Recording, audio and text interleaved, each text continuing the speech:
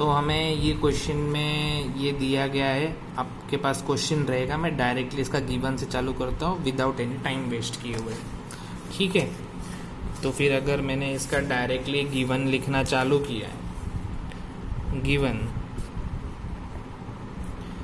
Given क्या है हमारे पास, प्रेशर ऑफ मिथानॉल गिवन है हमारे पास। प्रेशर ऑफ मिथानॉल क्या है हमारे पास, 44.5 mmHg गिवन है। और फिर उसके बाद हमें प्रेशर ऑफ इथानॉल गिवन है, कितना, 88.7 mmHg गिवन है। ठीक है, और हमें मिथानॉल पता है क्या रहता है, मिथानॉल रहता है हमारा CH3OH रहता है। इसका मॉलिक्यूलर मास लिखते हैं तो इसका हो गया 12 और ये दोनों का मिला के हो गया 4 प्लस ये हो गया 16, 20 प्लस 12 इज इक्वल टू 32। तो मिथानॉल का मॉलिक्यूलर मास क्या है, 32। और फिर उसके बाद मिथानॉल के बाद आया इथानॉल को लिखेंगे हम C2H5OH लिखेंगे, 12 12 24 और इसका मिला के 6 और इधर ये हो गया हमारा 16, 30 प्लस 16 इज इक्वल टू 46।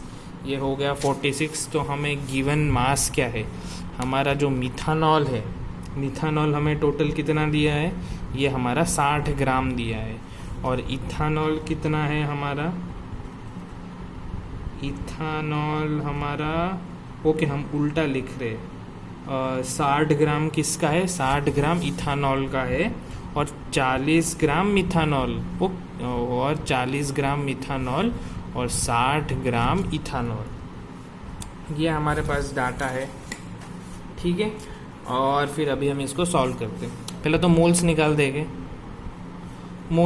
देंगे, मोल्स ऑफ मिथानॉल कितना होगा, 40/32। जल्दी से सिंप्लीफाई कर डालते हैं, 4 10s are 40, 4 8s are 32,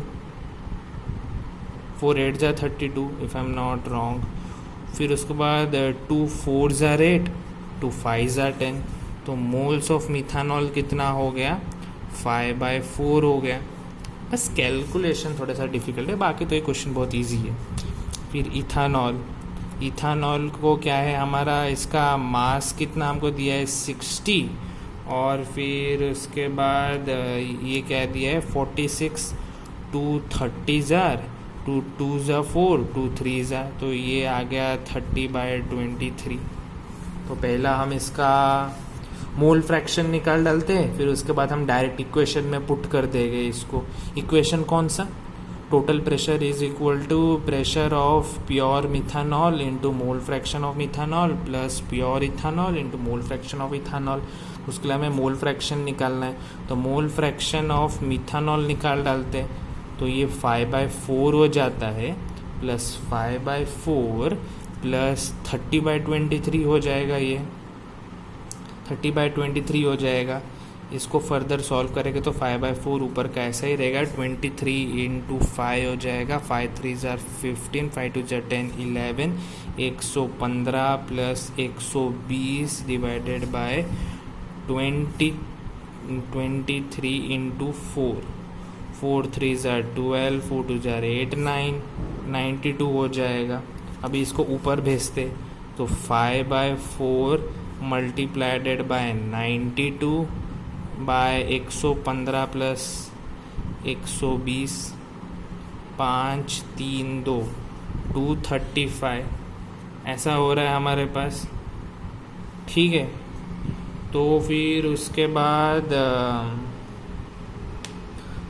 बाद हम इसे सॉल्व करते तो 4 1s are 4 और 4 23s are 92 इधर ही किया है। और फिर उसके बाद 5 1s are 5, 5 4s are 20, 5 7s are 35। तो मोल फ्रैक्शन क्या आया हमारे पास, मोल फ्रैक्शन आया हमारे पास 23/47 आया हमारे पास मोल फ्रैक्शन आया हमारे पास 23/47। ठीक है, तो इसको हम आगे से सॉल्व करते हैं, देखते हैं आंसर क्या आता है। तो हमारे पास total P total is equal to 44.5 multiplied by 23/47 आया, और फिर उसके बाद प्लस 88.7 मल्टीप्लाइडेड बाय 1 माइनस 23/47 आया। देखो अभी कैलकुलेशन थोड़ा इजी बनाने के लिए देखो 23 1s आर और 23 2s आर 47 कितना ही डिफरेंस है। और ऑप्शंस में अगर हम देखेंगे तो बहुत अलग अलग ऊपर नीचे ऑप्शंस है, तो अगर हम थोड़ा सा एरर लेके भी सॉल्व करेंगे तो हमारा अप्रॉक्सीमेट आंसर आ जाएगा। अभी इसको आप सॉल्व करोगे बहुत टाइम लगेगा, तो इससे अच्छा 23 1s आर 23 2s आर 46 से 47 कर लेते, तो 1/2 कर रहे हैं हम इसको अभी फ़िलहाल। तो प्रेशर टोटल क्या हो गया 44.5 divide by 2 plus 88.7 1 minus 1/2 1 minus 1/2 क्या हो गया वापस 1/2। तो फिर उसके बाद हमारा 44.5 डिवाइडेड बाय 2 44.5 डिवाइडेड बाय 2 क्या रहेगा 22.25 हो गया, और इसका क्या होगा 44.35 के अराउंड कुछ तो हो जाएगा। अगर आप इसको ऐड करोगे तो 66.6 के आसपास आएगा अप्रॉक्सीमेटली इसका आंसर। और आपको अप्रॉक्सीमेटली ही आंसर, ऐसे वाले क्वेश्चन में ऑप्शन आसपास के नहीं आते, एक ऑप्शन आएगा 60, एक ऑप्शन आएगा 100। तो अगर आप इसमें बहुत सारा मेहनत करते बैठ जाओगे तो आंसर और गलत आने का चांसेस है कैलकुलेशन मिस्टेक्स के वजह से। अभी हमने वेपर प्रेशर निकाल दिए, अभी हमें क्या निकालने का है, हमें निकालने का है इसका मोल फ्रैक्शन निकालने का है, मोल फ्रैक्शन निकालने का है।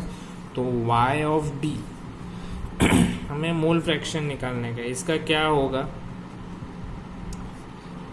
मोल फ्रैक्शन निकालने का। तो किसी का भी एक का ले लो, मैंने सेकंड का ले लिया 88.7, स्पेसिफाइड नहीं है किसका निकालने का, मिथानॉल का निकालने का क्या इथानॉल का, तो मैं चलो इथानॉल का निकाल देता हूँ।